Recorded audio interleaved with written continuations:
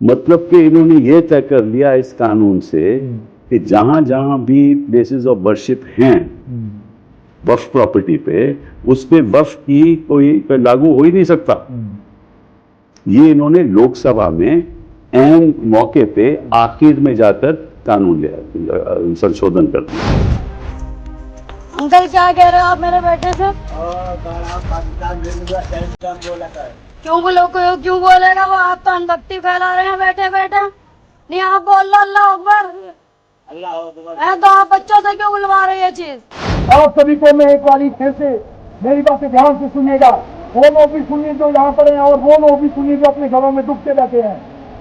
आप लोग इन मुसलमानों को यहाँ पर कमरे देते हैं इसलिए किराए के लालच में, और ये लोग धीरे धीरे अपनी जनसंख्या हमारे रामपुर क्षेत्र में ब्लॉक क्षेत्र में बढ़ा रहे हैं। दोस्तों, मैं पहले दिन से कह रहा था कि जो लोकसभा और राज्यसभा में चर्चा के दौरान कहा और बताया जा रहा है खासकर बीजेपी की तरफ से, उसमें कोरी सच्चाई नहीं है।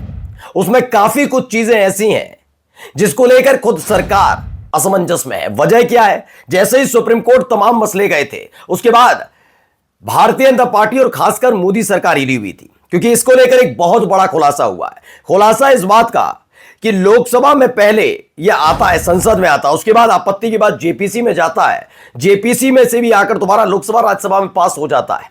इन सब के बीच एक क्लॉज था जो किसी को पता ही नहीं था। यही नहीं, कई ऐसी बातें हैं जिन्हें छिपा कर रखा गया था, और इसी को लेकर जब हंगामा किया था विपक्ष ने, तो उनको गद्दार तक कहा जा रहा था। अभी दिल्ली में पोस्टर्स लगे थे, लेकिन अब जैसे ही उसका खुलासा हुआ है, उसके बाद रातों की नींद उड़ने वाली है, खासकर बीजेपी के नेताओं की, और ना उड़े उनकी लेकिन इनके सहयोगियों की, क्योंकि मुसलमानों को लेकर एक बहुत बड़ा फैसला वक्फ संशोधन कानून में किया गया है, जिसकी चर्चा ना गोदी मीडिया, गोदी एंकर, गोदी चैनल कर रहे हैं, ना ही बीजेपी का नेता बताने के लिए तैयार है। और सिट्टी पिट्टी कुल किसकी है? खुद उनके सहयोगियों की। कि अगर यह वजह पता लग गई तो मुसलमान और गुस्से में आ जाएंगे।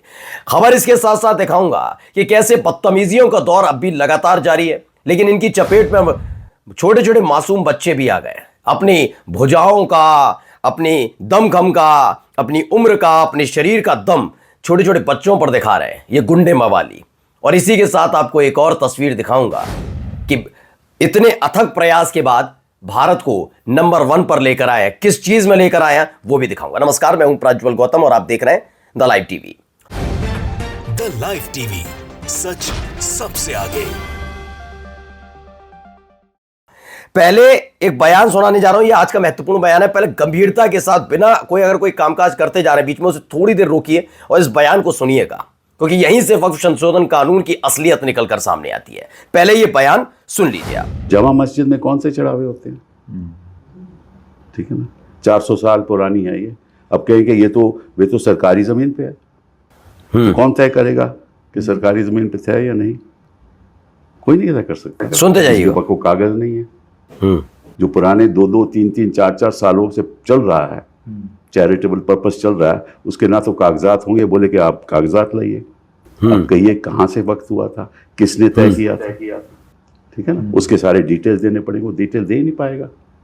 फिर वो कलेक्टर तय करेगा कि ये सही है, ये गलत है। और अगर झगड़ा सरकार और वक्फ के बीच में हो तो जो सरकार का कलेक्टर है वही तय करेगा। मतलब कि ही जज इज नो कॉज, मैं ही मौकिल और मैं ही मौकिल और मैं ही जज। पहले तो जैसे ही वो चैलेंज करेगा तो वक्फ कोई एक्टिविटी नहीं कर सकता जब तक वो फैसला ना दे। सही बात है, भी कानून में लिखा है। अच्छा, वो फैसला दे देगा तो फिर आप कहाँ जाओगे? लीगल रिकोर्स, अगर कोई अदालत जाना चाहे। लीगल रिकोर्स, हाँ, 30 साल के केस पेंडिंग है। बिल्कुल ठीक बात है। अब आप ये बात समझ ही गए होंगे कि कहां तक बात ये पहुंचनी थी, पहुंच गई होगी आप तक बात, कि कैसे तमाम चीजों के दस्तावेज अब मांगे जाने हैं। मसला सिर्फ इतना भर नहीं है। अभी देखिए इन्होंने कैसे क्लॉज आगे बढ़ाए, कैसे चीजें आखिरी वक्त पर जुड़ी, जिसकी जानकारी ना किसी को नहीं थी। किसी को भी इस बात की जानकारी नहीं थी कि क्या होने जा रहा है। अब जामा मस्जिद है, जामा मस्जिद आपको पता है लंबे समय से बनी हुई है, कितनों के कागजात होंगे, कितनों के नहीं। और मैं केवल एक धार्मिक स्थल की बात नहीं कर रहा, कई और धार्मिक स्थलों पर चले जाइए, कितनों के पास कागज है, कितना लैंड लीज है उनके पास, कि उनके पास कागज है कि यहां पर उन्होंने खोला। लेकिन नहीं, उनसे आप नहीं मान सकते। लेकिन आपको जामा मस्जिद के कागज दिखाने होंगे, और बिल्कुल सही बात कही। इसका इसका इसका पूरा निर्णय कौन करेगा? कलेक्टर। कलेक्टर कौन है? सरकारी कर्मचारी। सरकारी कर्मचारी जब सरकार और वक्फ के बीच, बोर्ड के बीच अगर किसी जमीन को लेकर, किसी मस्जिद को लेकर विवाद चल रहा है और सरकारी कलेक्टर इस बात का न्याय करेगा, तो आप उम्मीद जताइए कि वो किस तरफ खड़ा हुआ नजर आएगा। बताइए, बिल्कुल सही बात। लेकिन इन्हीं बातों को दरकिनार किया जा रहा था। अब आप कागज दिखाएंगे, क्योंकि अब यह सवाल किसी और से नहीं पूछना, आपको उन लोगों से पूछना है जो संसद में खड़े होकर, संसद पहुंचे किसकी वजह से? आप लोगों की, मुसलमानों के वोटों की वजह से पहुंचे, लेकिन संसद में खड़े होकर ये खुल्लम खुल्ला उसका समर्थन कर रहे थे कि इसके बिना तो देश आगे बढ़ ही नहीं सकता। पूछ लीजिएगा जाकर क्या मंशा है। एक ऐसा क्लॉज है जो आखिरी वक्त पर जोड़ा गया, और ये मैं दावा नहीं कर रहा हूं, कपिल सिब्बल का ये बयान सुनिएगा कि कैसे पूरी संसद को भ्रमित करने, गुमराह करने की कोशिश सरकार ने की है। सुनिए क्या कुछ कह रहे हैं कपिल सिब्बल। एक और इन्होंने बड़ी बात की है जो शायद जनता को मालूम नहीं है। उन्होंने ये कहा है कि कोई भी अगर property comes under the ancient monuments act, जैसे संभल, उस पे वक्फ लागू हो ही नहीं सकता। मतलब कि इन्होंने ये तय कर लिया इस कानून से कि जहां जहां भी प्लेसेस ऑफ वर्शिप हैं वक्फ प्रॉपर्टी पे, उस पे वक्फ की कोई लागू हो ही नहीं सकता। ये इन्होंने लोकसभा में एन मौके पे आखिर में जाकर कानून लिया, संशोधन कर दिया। सोचिए, तो जब मैंने इसी वक्फ बिल में, इसी में, और ये डिस्कस नहीं हुआ था? ना, मुझे मालूम ही नहीं था। जब मैंने राज्यसभा में ये डिबेट में हिस्सा लिया तो मुझे खुद नहीं मालूम था। तो अब मैंने जब कानून पढ़ा तो ये भी इसमें है जो एंशिएंट। सोचिए, अब ये इन्होंने आखिरी वक्त पर किया और कहते हैं भला चाहते हैं। मैंने पहले ही कहा था ना, देश की संसद को गुमराह करने से भी पीछे नहीं हटे। कपिल सिब्बल का ये बयान, ये बहुत बड़ा बयान है। समझिए कैसे जेपीसी से होकर एक चीज निकलकर सामने आती है और उसके बाद उसमें एक क्लॉज जोड़ा जाता है, जबकि जो जेपीसी की रिपोर्ट है उसे भी अगर आखिरी मान लिया जाए, जबकि वो भी गलत इसलिए थी क्योंकि सांसद जो विपक्षी सांसद थे, उनको उनकी तरफ से जो शिकायतें थी, परेशानियां थी, जो मुस्लिम समाज के लोगों ने उन तक बात पहुंचाई थी, उनको ज्वाइन नहीं किया गया। एज इट इज जो सांसद सत्ता पक्ष के चाहते थे उनकी बातों को नोट करके उसमें ज्वाइन किया गया, उसके बाद उसे संसद में रखा गया। लेकिन उसके बावजूद सोचिए जेपीसी में इस बात पर चर्चा ही नहीं हुई। ये हालात पैदा किए गए। मानकर चलिए वक्फ की एक प्रॉपर्टी पर कोई भी एक धार्मिक स्थल या कुछ भी एक ऐसा बनाए जिसे मॉन्यूमेंट्स कहा जाएगा, जो एएसआई के अंडर में आते हैं। आपको मालूम है, जैसे संभल वाला ही बिल्कुल सही बोला, एएसआई वाला आप समझ लीजिए। तो आप सोचिए कि वो वक्फ बोर्ड की संपत्ति रहेगी नहीं। वो तो कहेंगे हमारा मसला है कि एएसआई का मसला है, मॉन्यूमेंट्स है, ये ऐतिहासिक इमारत है, इसलिए आप ऐसे करके चीजें खत्म की जाएंगी। अब ये स्पष्ट हो गया, समझ में आ गया, क्योंकि बहुत बड़ी बड़ी डींगे उस समय हाँकी जा रही थी, ये होगा वो होगा। अब आइए इनकी हरकतें थोड़ी आगे मैं दिखाता चल रहा हूं क्या हो रहा है, देखिए। अंकल क्या कह रहे हो आप मेरे बेटे से? क्यों बोलेगा वो? आप तो अनभक्ति फैला रहे हैं बैठे बैठे। नहीं आप बोल लो अल्लाह अकबर, अल्लाह अकबर है तो आप बच्चों से क्यों बुलवा रहे हो ये चीज? मैं तो ऐसे ही से मजा लेता। नहीं अंकल ऐसे मजा नहीं लो, आप बच्चों से ये सब मत बुलवाओ। आप मेरे से बोलो ना। मैं तो बोल दिया जो तू करे। नहीं हिंदुस्तान में रह रहे तो तुम्हारा खा रहे हैं, बता दो। अपनी मेहनत करके खा रहे हैं ना, या तुमसे मांग कर खा रहे हैं? आप सोचिए, बच्चों को बख्शने के लिए तैयार नहीं। देखिए मैं ये नहीं कह रहा ये बहुत रेडिकल टाइप का आदमी है, ये कट्टर है, ये कुछ है। ये हंसी मजाक के जरिए किस तरह के हालात पैदा कर दिए गए, खासतौर पर मुसलमानों के लिए। ये इस देश के हालात हैं। अब देखिए एक और जगह तमाशा चल रहा है, इस तमाशे को भी जरा सुनिएगा, बहुत महत्वपूर्ण तमाशा। आप सभी को मैं एक बारी फिर से मेरी बातें ध्यान से सुनिए। वो लोग भी सुनिए जो यहाँ पर हैं, और वो लोग भी सुनिए जो अपने घरों में दुब के बैठे हैं। आप लोग इन मुसलमानों को यहाँ पर कमरे देते हैं, इसलिए किराए के लालच में, और ये लोग धीरे धीरे अपनी जनसंख्या हमारे रामपुर क्षेत्र में, ब्लॉक क्षेत्र में बढ़ा रहे हैं। आप लोग ये समझिए, ये लोग एक निश्चित एक स्ट्रेटेजी के तहत अपनी जनसंख्या देश भर में बढ़ा रहे हैं। इसका फायदा क्या होगा? आज इनकी जनसंख्या कम है, आज हम इनके ऊपर हम इनको जो भी बोलेंगे ये लोग वो लोग ये बातें सुनेंगे, किंतु कुछ समय बाद ऐसा दिन आएगा जब इन लोगों की जनसंख्या हमसे अधिक होगी, तब हम इस तरह की रैली भी यहाँ पे निकाल नहीं पाएंगे। समझ गया? तो ये द मुस्लिम की खबर है। शिमला के रामपुर बुशहर में 10वीं कक्षा की एक छात्रा के भाग जाने के विरोध में आयोजित एक विरोध रैली में वीएचपी के नेता विष्णु शर्मा ने स्थानीय लोगों से मुस्लिम किराएदारों को उनके किराए के घरों और दुकानों से निकालने का आग्रह किया।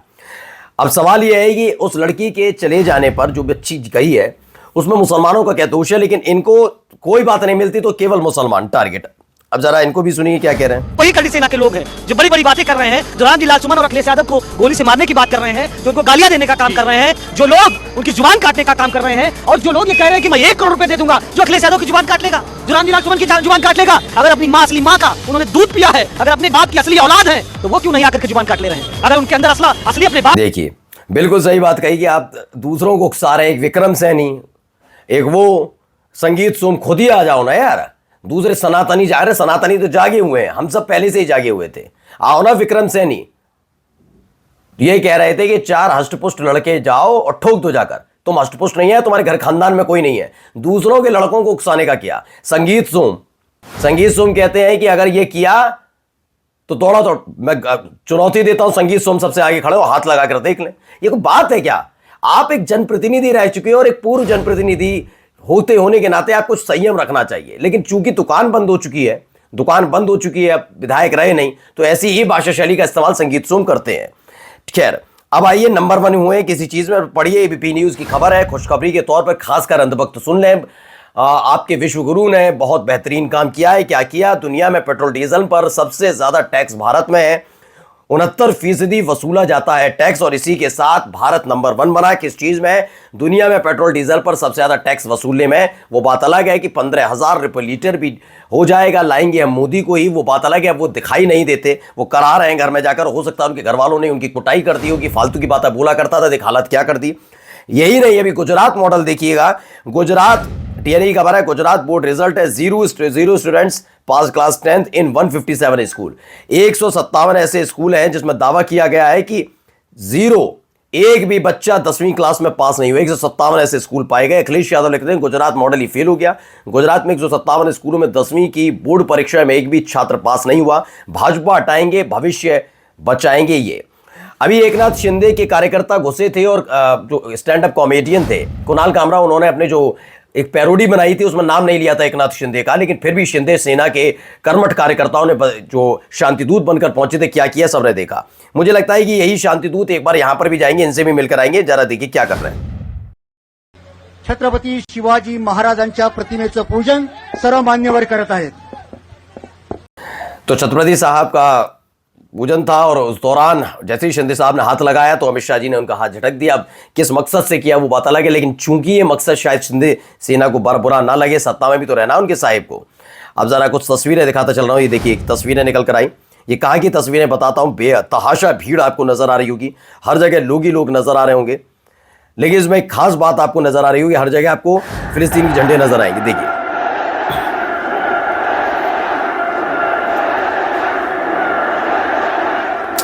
दरअसल ये स्प्रिंट और ऑब्जर्वर की खबर है। बताया गया कि सबसे बड़ा प्रो फिलिस्तीन, मतलब फिलिस्तीन के समर्थन में सबसे बड़ी, दुनिया की सबसे बड़ी रैली को आयोजित किया गया बांग्लादेश में। इसे आयोजित किया गया, बताया गया तकरीबन 1 मिलियन लोग इसमें शामिल हुए और फिलिस्तीन का खुलकर समर्थन किया। नमस्कार। द लाइव टीवी, सच सबसे आगे।